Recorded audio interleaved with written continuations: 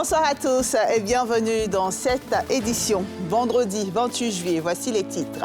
La 9e édition des Jeux de la francophonie a ouvert ses portes aujourd'hui en RDC. Le Premier ministre ivoirien Patrick Achi, qui s'est rendu à Kinshasa hier, a échangé avec son homologue congolais. Le Conseil constitutionnel accueille ses 3 nouveaux conseillers, Aimé Zébéyou, Richard Adou et Sébastien Yedolat, nommés en juin dernier. Ils ont prêté serment ce vendredi pour un mandat de 6 ans. Au Niger, le général Tchiani, chef de la garde présidentielle, est le nouvel homme fort du pays. Il a justifié le coup d'État par la dégradation de la situation sécuritaire. Lui menace de suspendre tout appui budgétaire. Plus de 3000 jeunes athlètes et artistes venus d'une quarantaine de pays sont à Kinshasa pour la 9e édition des Jeux de la francophonie. Le Premier ministre ivoirien Patrick Achi est depuis hier en RDC pour prendre part à l'ouverture de cette édition. Avant cet événement, il a été reçu par son homologue congolais. Au cœur des échanges, le renforcement de la coopération entre les 2 pays. Salif Yalikwe. Le chef du gouvernement ivoirien Patrick Achi, présent à Kinshasa, dans le cadre des Jeux de la francophonie, où il représente le chef de l'État, Alassane Ouattara, a échangé avec son homologue congolais, Jean-Michel Sama Lukondo Kyenge. Le renforcement de la coopération entre les 2 pays était au centre de cette rencontre. Pour nous, c'est également donc une occasion de traduire le rapprochement des relations entre nos 2 pays, nos 2 chefs d'État, mais également avec le Premier ministre de faire un tour d'horizon de nos relations bilatérales sur un certain nombre de questions qui sont donc d'actualité, mais également qui touchent nos secteurs publics, privés, et de jeter un regard sur l'avenir pour voir comment renforcer ces relations-là. C'était l'occasion pour nous d'abord de nous rencontrer en tant que pays frères, réaffirmer tout l'engagement que nous avons envers nos 2 pays respectifs et notre collaboration bilatérale. Ici, bien sûr, nous avons cette question de la francophonie où nous avons mis en avant cet accueil qui doit être bien fait pour tous les athlètes et toute cette compétition sportive qui va démarrer. Patrick Achi a également rencontré le Premier ministre sénégalais, qui conduisait également son pays à ses 9e Jeux de la francophonie. La Côte d'Ivoire, avec 25 athlètes, est engagée en sport dans ces Jeux de la francophonie, en athlétisme, en judo, en lutte et en sport paralympique. En culture, 23 artistes sont inscrits en chanson, en conte, en hip-hop, jonglerie, peinture, littérature et sculpture. Au Conseil constitutionnel, après la prestation de serment de Chantal Nanaba Camara, la nouvelle patronne des lieux, c'est au tour des 3 nouveaux conseillers nommés le 6 juin dernier d'intégrer l'institution ce vendredi. Il s'agit de la magistrate Aimé Zébéyou, ancienne secrétaire d'État chargée des droits de l'homme, de l'ancien procureur de la République Richard Adou et de Sébastien Yedolat, enseignant-chercheur en droit public. La présidente de l'institution a rappelé les prochains défis à relever, à savoir la proclamation des résultats des élections locales du 2 septembre prochain. Les explications de Salif Yalikwe et de Tanguy Kono. Je m'engage à bien et fidèlement remplir ma fonction, à l'exercer. La main gauche sur la Constitution, la main droite levée, tout en lisant la formule consacrée au serment. Tel est l'exercice auquel était soumis l'ex-secrétaire d'État auprès du garde des Sceaux, ministre de la Justice et des Droits de l'Homme, chargé des Droits de l'Homme, Aimé Zébéyou, le poste procureur de la République près du tribunal de première instance d'Abidjan, Richard Adou et l'enseignant-chercheur Sébastien Yedolat, qui intègrent officiellement le Conseil constitutionnel après leur nomination le 6 juin dernier par le chef de l'État ivoirien, Alassane Ouattara. La présidente du Conseil constitutionnel a indiqué aux tout nouveaux conseillers que leur mission ne sera pas de tout repos dans un contexte marqué par les préparatifs des prochaines élections locales. Vos expériences professionnelles justifient amplement le choix porté sur vous pour siéger au sein du Conseil constitutionnel. La mission est immense et délicate, mais je demeure persuadé, au regard de votre expertise avérée, que vous contribuerez significativement au renforcement du prestige de notre institution, à la satisfaction de nos concitoyens dont les attentes légitimes à l'égard du Conseil n'échappent à personne. Le Conseil constitutionnel est la juridiction chargée de la réglementation du fonctionnement des pouvoirs publics. Il est juge de la conformité de la loi au bloc de la constitutionnalité, du contrôle de l'élection présidentielle et des élections parlementaires. 9 agents publics de santé ont été interpellés pour pratique de corruption. Cette interpellation intervient dans le cadre des dénonciations sur la plateforme de signalement des actes de corruption et infractions assimilées de la Haute Autorité de la Bonne Gouvernance. Plus de 21 000 seringues et de nombreux produits de vaccins ont été saisis. Les mises en cause seront déférées devant le procureur de la République pour répondre de leurs actes. Le secrétaire général de l'institution a animé un point de presse ce vendredi pour donner des précisions. Issa Koné, Chèque Bleu. Des cartons de flacons vides, des seringues et d'autres produits de vaccins saisis.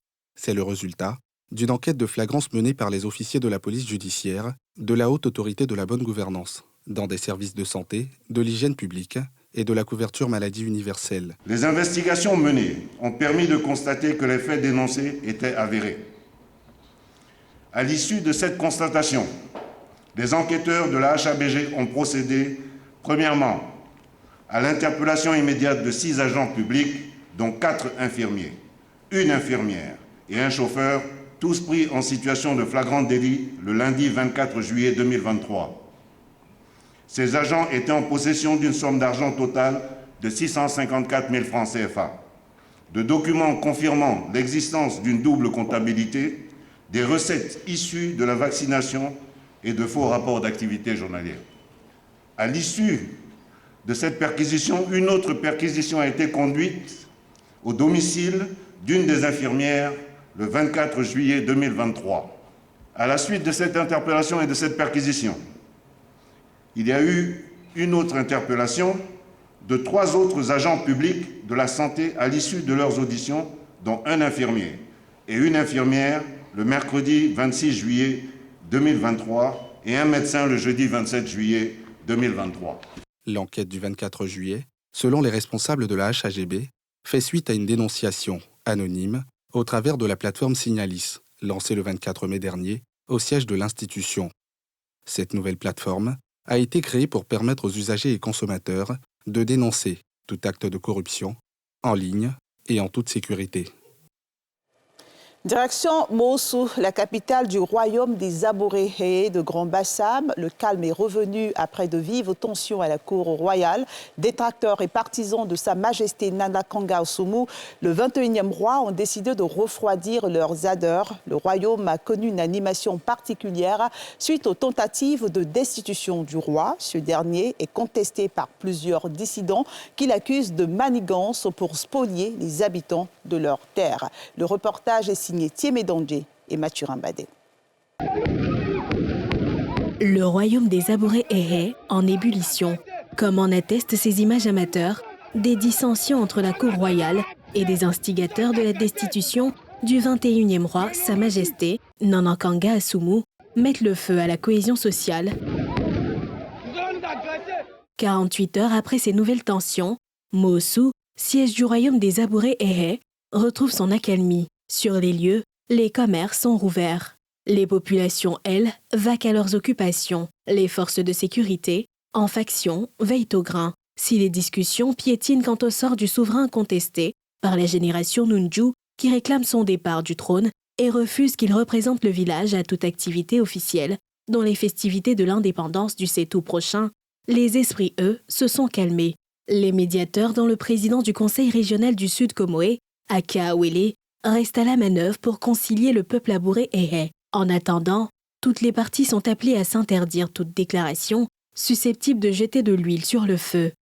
Une consigne suivie à la lettre par les protagonistes de la crise qui consume la séculaire cohésion du royaume Éhé de Grand Bassam. Direction la Gestocie qui dispose d'une nouvelle sphère d'une capacité de 4000 tonnes. Le ministre des Mines était sur les lieux pour l'inauguration. C'est une nouvelle étape de franchie pour le secteur de l'énergie et pas des moindres. La Gestocie a inauguré, en présence du ministre des Mines, du pétrole et de l'énergie, sa nouvelle sphère A41, dotée d'une capacité de stockage de 4000 tonnes. Moment pour les officiels et acteurs du secteur de retracer les différentes étapes de construction de cette nouvelle installation. Cette sphère vient en renfort aux 4 déjà présentes sur le site faisant ainsi passer la capacité de stockage de 6 000 tonnes depuis 2021 à 10 000 tonnes. Mamadou Sangafoa Coulibaly a profité de cette occasion pour tirer l'alarme quant au danger d'une manipulation illicite de cette substance. C'est un produit dangereux, mais on observe depuis quelques années une manipulation illicite de ce produit. Nous avons instruit depuis notre prise de service la Direction générale des hydrocarbures afin qu'elle mène une lutte sans merci contre les fraudeurs, les contrebandiers, tous ceux qui font du transvasement illicite. Le directeur général de la Gestoci, Ibrahima Doumbia, a quant à lui exprimé sa satisfaction pour cette nouvelle acquisition. Celle-ci permettra de remédier aux éventuelles pénuries de gaz butane. C'est un véritable confort dans la gestion des stocks de butane que nous venons de franchir. C'est la raison pour laquelle toute la Gestoci est particulièrement heureuse de la mise en service de 16 fers de 4 000 tonnes, qui viendra, à n'en point douter, réduire nos stress en tant qu'exploitants. Avec pour objectif de satisfaire la consommation en butane, qui avoisinerait les 1 million de tonnes à l'horizon 2030, la Côte d'Ivoire envisage de construire de nouvelles sphères dans les villes de Bouaké, Yamoussoukro, Ferkessé-Dougou et San Pedro. Et puis cette rencontre à la Chambre de commerce et d'industrie d'Abidjan Plateau entre hommes d'affaires israéliens et ivoiriens. Ils prennent part aux assises du Forum économique, fruit de la coopération entre les deux pays. Ces assises sont présidées par le ministre des Affaires étrangères d'Israël qui s'engage à mobiliser davantage d'investissements de l'État hébreu en Côte d'Ivoire en vue d'accroître les échanges économiques entre les deux pays, chiffrés à plus de 14 milliards de francs CFA. Le récit de Thiemé Dandji. Hommes d'affaires ivoiriens et israéliens réunis pour ouvrir une nouvelle page de la coopération entre les deux pays. La Tribune, le Forum économique 2023. Hôte de marque de cette édition, le chef de la diplomatie israélienne, Eli Cohen. À l'agenda, des rencontres B2B. Avant, place à l'état des lieux des échanges économiques qui se présentent appréciables mais appelés à être accrus au regard du potentiel d'investissement pas pleinement exploité. Au regard du potentiel inexploité, nous pouvons dire que la visite de M. le ministre des Affaires étrangères d'Israël, accompagné de cette forte délégation d'hommes d'affaires, constitue une réelle opportunité que le secteur privé ivoirien entend saisir pour prendre toute sa place dans la mise en œuvre du volet économique des accords qui seront signés entre nos deux États. Les investisseurs israéliens opère en Côte d'Ivoire majoritairement dans l'agro-industrie et la santé.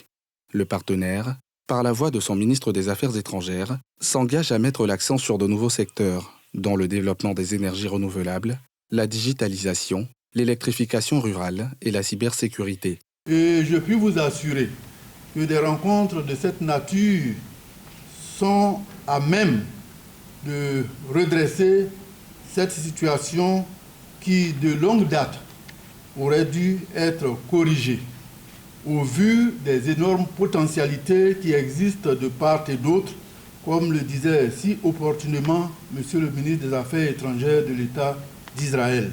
Les produits échangés concernent essentiellement le cacao et l'EVA pour la Côte d'Ivoire. De son côté, Israël exporte du matériel médical et agricole. Ouverte mardi dernier, la deuxième édition de l'université d'été a refermé ses portes ce vendredi à Cocody. Cette université a été initiée par la Commission nationale du mécanisme africain d'évaluation par les pairs. Les jeunes ont été invités à davantage de responsabilités dans l'usage des réseaux sociaux. Pierre Dipomela, Fulgence Siedo. La bonne gouvernance au service de la jeunesse, c'est la thématique autour de laquelle s'est déroulée cette deuxième édition de l'université d'été qui a mobilisé des milliers de jeunes à Cocody. Le président de la NCMAEP, au terme des 4 jours d'échange, a fait le point des recommandations en faveur des jeunes. La deuxième édition de l'université d'été pour la bonne gouvernance invite 1. Les jeunes à s'approprier davantage le respect des lois de la République et celui des valeurs traditionnelles. 2.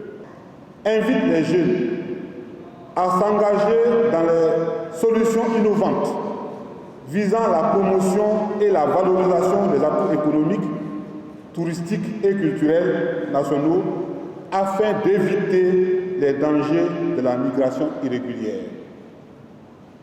3. Cette édition invite les jeunes à se rapprocher des mécanismes et services publics en charge de l'insertion professionnelle en vue de leur autonomisation. 4. Cette édition invite les jeunes à prendre conscience des avantages et des dangers de l'utilisation des réseaux sociaux et par conséquent à les utiliser de façon responsable. Et enfin, 5. La deuxième édition de l'Université d'été pour la bonne gouvernance invite les jeunes à réaliser que l'avenir se trouve dans l'entrepreneuriat. Meublée de panels, cette rencontre a permis d'évaluer le niveau de la prise en compte des jeunes dans la bonne gouvernance. Et à partir donc de l'année surpassée, on voit qu'aujourd'hui, dans toutes les instances de décision, progressivement, donc les jeunes participent. Moi, je siège dans le conseil d'orientation de l'agence emploi jeune. Aujourd'hui, au niveau du ministère des Affaires étrangères, avec le MAEP, les jeunes sont représentés. Il y a l'Office du service civique national où les jeunes sont représentés, mais également le bureau de coordination des programmes emploi, le ministère donc de la solidarité, à travers l'Observatoire de la solidarité et de la cohésion sociale, conclut aujourd'hui des accords avec des jeunes. Ce sont des choses qui n'existaient pas auparavant et je me dis que progressivement, les choses seront effectives. L'université d'été de la NCMAEP, au-delà de la jeunesse ivoirienne, a aussi mobilisé ceux de la CEDEAO et de l'Afrique centrale. Au Niger, le général Abdourahmane Tiani, chef de la garde présidentielle, a pris la parole ce vendredi 28 juillet à la télévision nationale en tant que président du Conseil national pour la sauvegarde de la patrie. Il a justifié le coup d'État par la dégradation de la situation sécuritaire dans le pays. Pierre Dipomela. 72 heures après le putsch contre le président Mohamed Bazoum au Niger, le chef de la junte est connu. Le général Abdourahmane Tiani a lu un communiqué à la télévision nationale du Niger en tant que président du Conseil national pour la sauvegarde de la patrie, tout en justifiant le coup d'État qu'il a porté à la tête du pays. Mercredi 26 juillet 2023, les forces de défense et de sécurité regroupées au sein du Conseil national pour la sauvegarde de la patrie, CNSP, ont mis fin au régime de la 7e République. L'action du CNSP est motivée par la seule volonté de préserver notre chère patrie face, d'une part, à la dégradation continue de la situation sécuritaire de notre pays, et cela sans que les autorités déchues ne nous laissent entrevoir une véritable solution de sortie de crise. D'autre part, la mauvaise gouvernance économique et sociale. Les putschistes qui redoutent une contre-offensive, dans un communiqué, mettent en garde contre toute intervention militaire étrangère. Malgré les dispositions prises pour un retour rapide à une situation normale, certains anciens dignitaires, terrés dans des chancelleries en collaboration avec ces dernières, sont dans une logique de confrontation en vue de l'extraction des autorités déchues. Cette attitude belliqueuse, dangereuse et périlleuse n'aura d'autre résultat que le massacre de la population nigérienne et le chaos. Aussi, le CNSP prend-il à témoin l'opinion nationale et internationale sur les conséquences qui découleront de toute intervention militaire étrangère. Le général Abdourahmane Tiani discret commande la garde présidentielle depuis sa nomination en 2011 par Issoufou Mahamadou, prédécesseur de Mohamed Bazoum. Il était absent lors de l'allocution des putschistes à la télévision nationale, annonçant le coup d'État mercredi soir. Mohamed Bazoum est retenu depuis mercredi matin au palais présidentiel, dans sa résidence privée, située à l'intérieur du camp militaire de la garde présidentielle, commandé par le général Tiani. Et c'est ici que se referme ce journal de la rédaction de NCI. Merci de votre fidélité. Prenez soin de vous, de ceux qui vous sont chers et de vos rêves. Très bonne suite de programme sur la nouvelle chaîne ivoirienne.